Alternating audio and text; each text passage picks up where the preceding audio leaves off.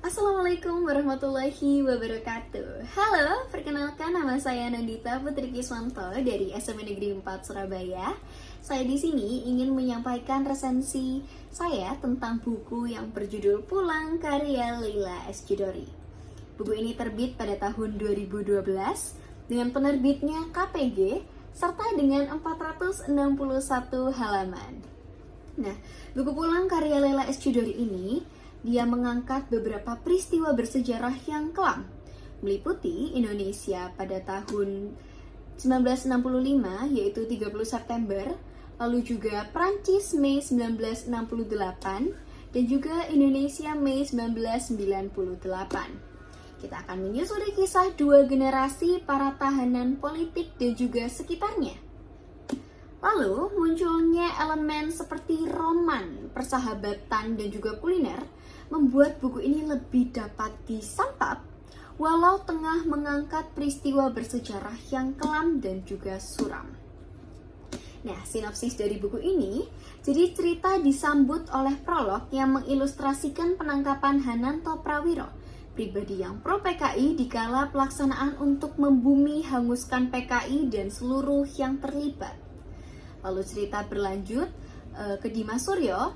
Jadi Dimas Suryo dan teman-temannya mereka dituduh terlibat dalam peristiwa G30S dan resmi menyandang status sebagai eksil politik, dan mereka membangun kehidupan baru di Prancis, lebih tepatnya di Paris.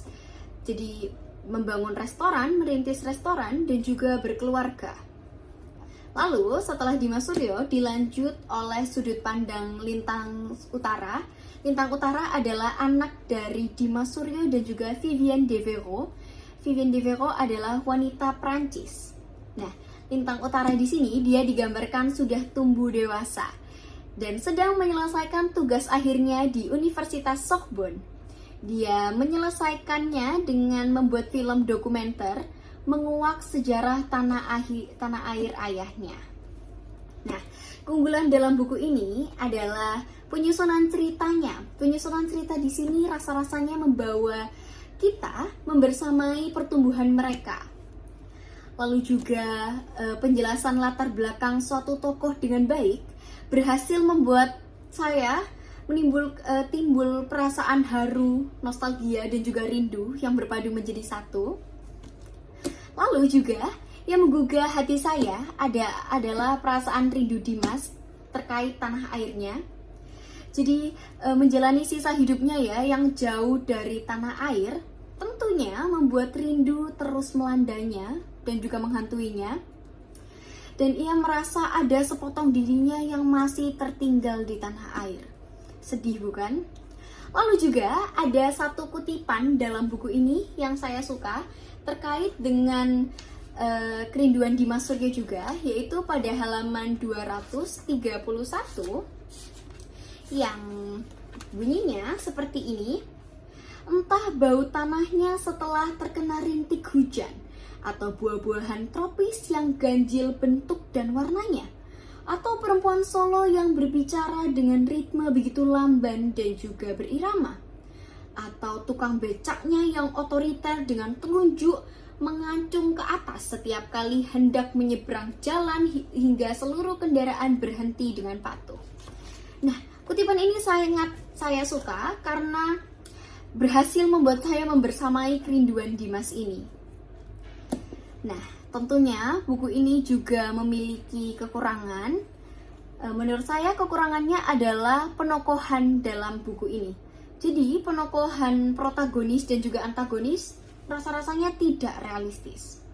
Jadi begini, penokohan pada tokoh protagonis di sini digambarkan begitu rupawan, begitu excellent, begitu smart, begitu indah. Sedangkan tokoh-tokoh antagonis digambarkan begitu buruk rupa, jadi terkesan tidak realistis. Lalu juga dengan banyaknya watak dari masing-masing karakter ini, tidak saya dapati adanya ciri khas dari masing-masing karakter ketika sedang menuturkan sudut pandangnya. Jadi mereka semua di sini tampak seragam. Lalu ada beberapa adegan yang sebetulnya tidak perlu dimasukkan dalam cerita ini. Seperti adegan di mana Lintang Utara dan juga Alam mereka jatuh cinta lalu berselingkuh. Menurut saya itu tidak perlu dijelaskan. Nah, kita sampai pada kesimpulan. Jadi, secara keseluruhan, buku pulang ini menceritakan tentang kerinduan yang tidak pernah binasa. Mengajak kita untuk melihat Indonesia dari kacamata yang lain. Lalu juga merenungkan apa arti dari tanah kelahiran, merenungkan arti identitas dan juga rumah. Buku ini sangat cocok untuk kalian yang ingin tahu seperti apa sih eksil politik itu dan dampaknya bagi yang terlibat hingga ke generasi selanjutnya. Karena betul, hal tersebut, eksil politik ini akan terus berlanjut hingga ke generasi selanjutnya. Begitu.